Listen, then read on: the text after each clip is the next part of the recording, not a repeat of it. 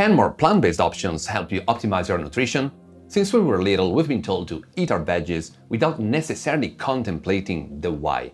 In today's video, we'll give you a bigger perspective on the topic by discussing some peer-reviewed studies that investigate the matter with a holistic approach and provide you practical tips on optimizing your diet. I am Alessandro Carpentiero. And I am Linda Granfors. Here at Beyond Sapiens, we're all about optimizing your life by leveraging the latest science, research, and technology. Get ready to go Beyond Sapiens.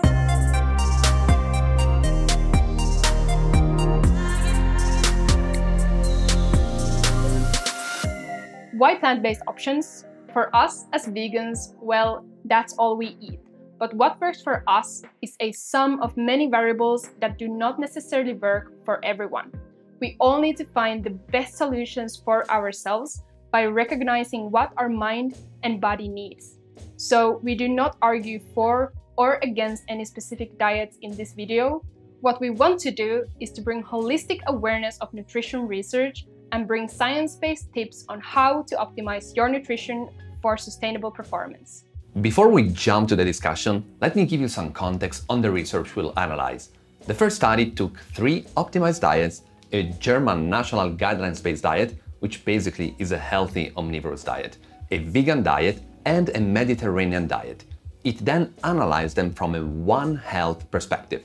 That is a multidisciplinary approach that aims to find common ground between what's best for human, animal, and environmental health. While the second study is based on the Health Nutritional Index, a new index that calculates how a serving of food can add or subtract minutes to your overall lifespan. We rarely stop to think about where the food on our plates come from. On a global level, food consumption is responsible for around 1/4 of all greenhouse gases. This is partly because of the long food supply chains, which makes it important to reflect on where the food we buy is coming from. The impact of the food supply chains can be measured with the life cycle assessment, a broadly used method that measures the overall supply chain impact. Of course, we all need to eat, so it is important that we produce food, but we can always choose more low-impact alternatives. With small changes, we can make more sustainable choices, supporting our health. Research has shown that diets with less ready-to-eat meals and meat can reduce the climate change impact by 20 to 30%.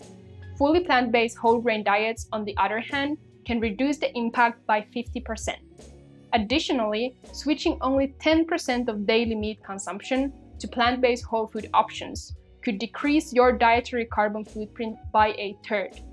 This small change would also make you gain 48 healthy minutes of life per day, which is a lot when compounded over the years.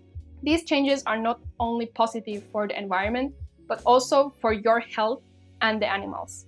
Analyzing the environmental impact through the life cycle assessment can surely help us better understand our real impact on the environment. What that method doesn't include, though, is the impact we have on the other species we share this planet with. It's common knowledge that the intensification of animal farming has significant implications for animal health and welfare. But how can that be measured? The researchers integrated additional indicators into the life cycle assessment to achieve a more holistic perspective on this complex topic. Specifically, they used a methodology that covers the impact from farm to slaughter with 3 indicators: animal life years suffered, loss of animal lives, and loss of morally adjusted animal lives. Whether you stand for the animals, as we do, or not, this is an interesting approach as it expands the concept of our actual environmental impact.